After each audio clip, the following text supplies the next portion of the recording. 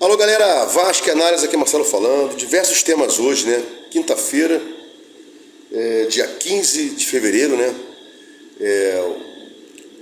Dia posterior, né? Aquela vergonha que houve no Maracanã, mais uma vergonha contra o Vasco, né?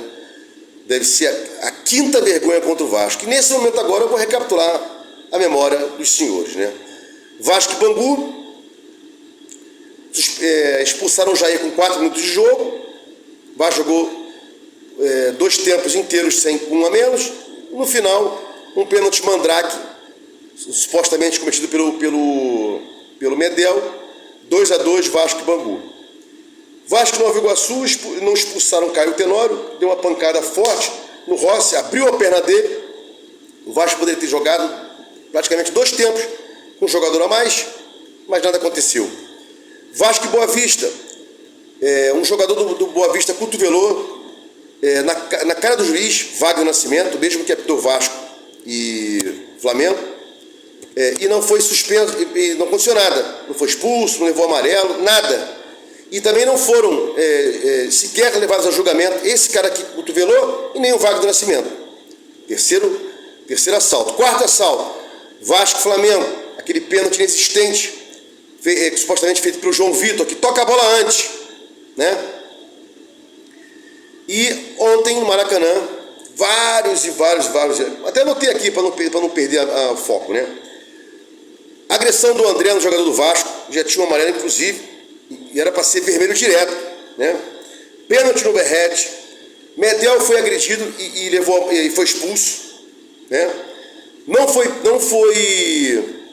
impedimento no gol do David, e foi pênalti a favor do Vasco, o Cano botando a mão dentro da área, né? E não acontece absolutamente nada, né? Então, mais uma vez aí, um clássico cheio de erros de arbitragem, né? Prejuízo ao Vasco. A FERJ está envolvida, porque ela não quer que o Vasco chegue às finais ou semifinais, porque o Vasco, como mandante, ela não passaria através do GOAT, que é seu canal, às semifinais ou finais. Então tem tudo isso aí, né? Tem esse gostinho para a FERJ de afastar o gigante, né, das semifinais. É uma loucura, né? Bom, falando do jogo propriamente dito, gostei muito do Vasco, venho gostando do Vasco, jogando com 3 zagueiros, né? João Vitor, Medel e Léo. Paulo Henrique e Piton mais soltos, né? Paulo Henrique tem que até subir mais, está subindo pouco, está ajudando pouco ali à direita, né? Na frente dos zagueiros é Gabriel. Um pouquinho mais adiantado ali o Galdames ou Galdamez, Payet, né? Flutuando ali.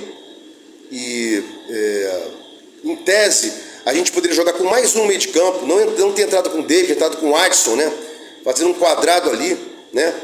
Ou de repente Zé Gabriel na frente dos zagueiros e um tripé, né?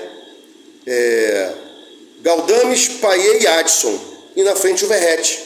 Inclusive o Verrete ontem jogou diferentemente, não ficou lá isoladão não, voltou demais, né, para dar profundidade ao David, né, que é um jogador que joga sozinho, é um trombador, não tem aquela capacidade de trocar figurinha, de dar assistência, nem ter leitura de onde a bola vai para ele estar lá, né?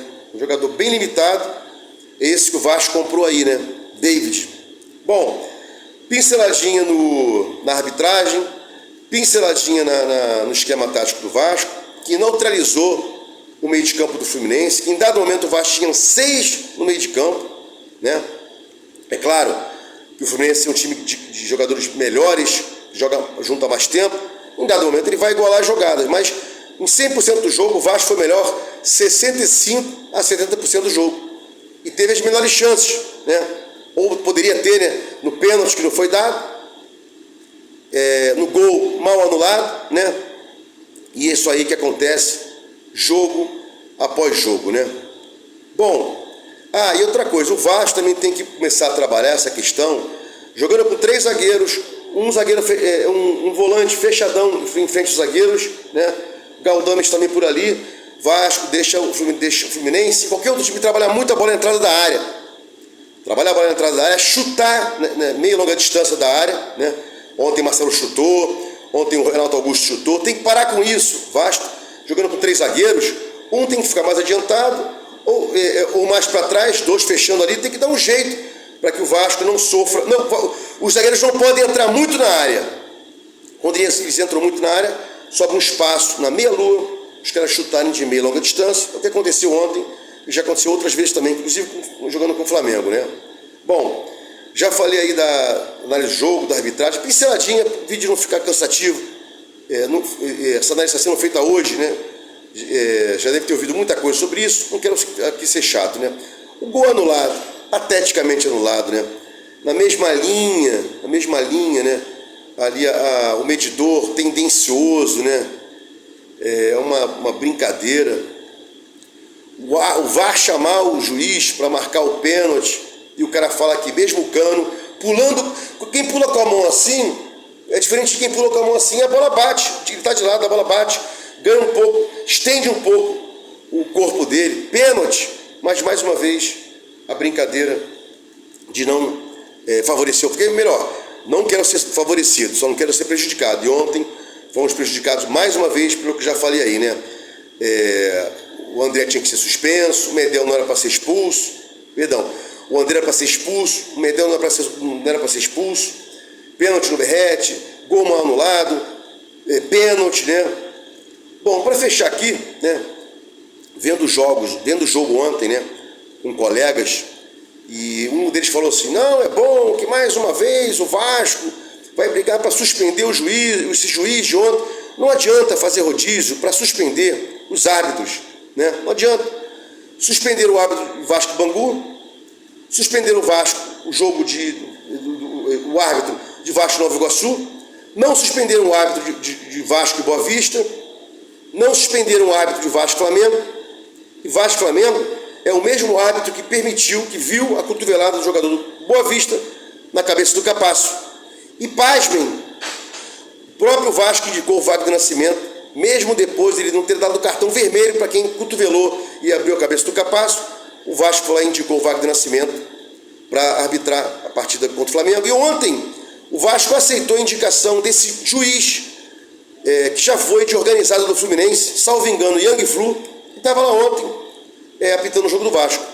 Então, é claro que todo mundo tem a parcela de erro aí, né? A FERJ, a arbitragem, né? Rodízio de juiz, não adianta nada, né? Os caras são colocados na geladeira e depois voltam a apitar, nada acontece. Mas o Vasco também tem erros de gritante, notadamente Matos e a sua trupe. Porque se o Matos permite a indicação do Wagner Nascimento, juiz flamenguista, que comemorou em campo lá um gol do Flamengo num título contra o Fluminense, assim, e vê a cotovelada, friso aqui, estou sendo chato e repetitivo, friso aqui, viu a cotovelada no Capasso, que abriu a cabeça dele no jogo Vasco e Boa Vista, e indica para apitar Vasco e Flamengo, é erro. E ontem deixou passar, aceitou a indicação de um árbitro tricolor, de torcida organizada, um canalha, um tendencioso, um ladrão, para apitar o jogo do Vasco e Fluminense. E todos serão felizes, né? Friso aqui, repito, para ficar bem elucidado. André tinha que ter sido expulso. Expulsou o Bedel, ele não fez nada, absolutamente nada. Não foi impedimento do David, estava na mesma linha. Pênalti no Verrete e um gol, e um pênalti escandalosamente não dado de uma bola, da bola batendo na mão do jogador do Fluminense, que projeta o corpo, projeta a mão para onde estava a bola. Aí pergunta-se, a mão estava no lugar normal? Não, aquela máxima, né? Ah, mas ele não pode cortar a mão, mas não colocar a mão para cima para a bola bater, né? Bom, mais uma vez aí, prejuízo total ao Vasco. Se gostou do conteúdo, dê um like, se inscreva no canal, sininho para receber as notificações. Vasco Análise, fique com Deus e até o próximo vídeo.